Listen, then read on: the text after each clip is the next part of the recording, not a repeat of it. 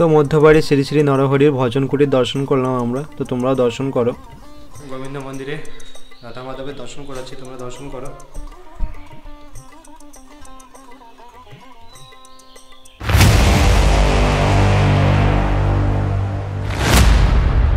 তাই বন্ধুরা, তো আমরা এত সময় দর্শন করলাম গৌরবাড়ি, তো আমরা এখন বেরিয়ে যাচ্ছি শ্রীখণ্ডের উদ্দেশ্যে, শ্রী শ্রী নরহরির পাঠের উদ্দেশ্যে।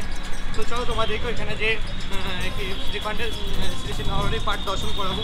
জয়দাই বন্ধুরা, তো কাটোয়া স্টেশন থেকে তোমরা ট্রেনেও যেতে পারো বা টোটো করেও যেতে পারো। তো কাটোয়া থেকে 10 থেকে 12 কিলোমিটার মতো হবে। তো গৌরবাড়ি থেকে আমাদের আধা ঘন্টার মতো সময় লাগলো আসতে।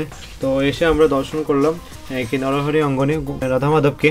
তো এখানে 3টে ভাগে বিভক্ত করা হয়েছে মন্দিরগুলোকে, উত্তর বাড়ি, দক্ষিণ বাড়ি, মধ্যবাড়ি। তো মধ্যবাড়ি শ্রী শ্রী নরহরির ভজন কুটির দর্শন করলাম আমরা, তো তোমরাও দর্শন করো। জানি তাই শ্রীপাঠ শ্রীখণ্ডের শ্রী শ্রী গোবিন্দ মন্দির তোমরা দর্শন করছো। তো গোবিন্দ মন্দিরে রাধা মাধবের দর্শন করাচ্ছি, তোমরা দর্শন করো।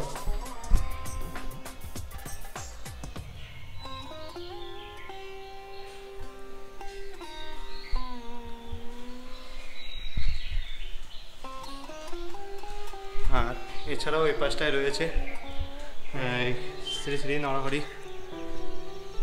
প্রভুর এই যে আর কি পুরাতন যে বাড়ি, এই যে দেখো ধ্বংসাবশেষ পড়ে আছে।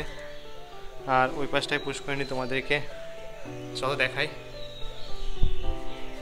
গোবিন্দ মন্দিরের পিছনটাই যে পুষ্করিণী আছে, পুষ্করিণীর পাশে একদম। তো এই সেই পুষ্করিণী যেখানে শ্রী নিত্যানন্দ প্রভু কি জল খেতে চেয়েছিল শ্রী নরহরির কাছে। তো শ্রী নরহরি যখন জল পান করায়, তো তখন মধু হয়ে যায় জলটা। তো এই সেই ঘাটটা দেখো, যে এইখান থেকেই কি প্রভুকে জল পান করিয়েছিল আর মধু হয়ে গেছিল। তো দেখো এখানে লেখা আছে।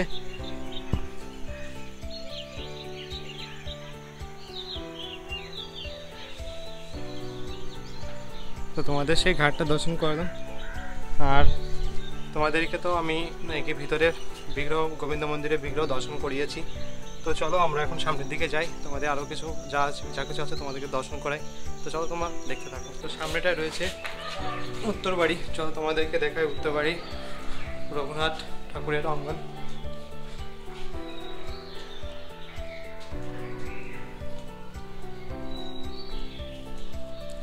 তো দেখো ওই যে মহাপ্রভু রয়েছে, আর তাছাড়া রাধা মাধব রয়েছে এই যে। আর এই পাশটায় রয়েছে যে দেখো, চলো তোমাদেরকে দেখাই।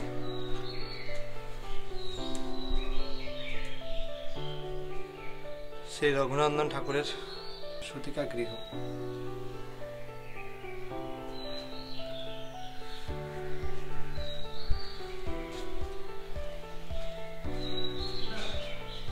আর এই পাশটায় রয়েছে সচিদানন্দ ঠাকুর।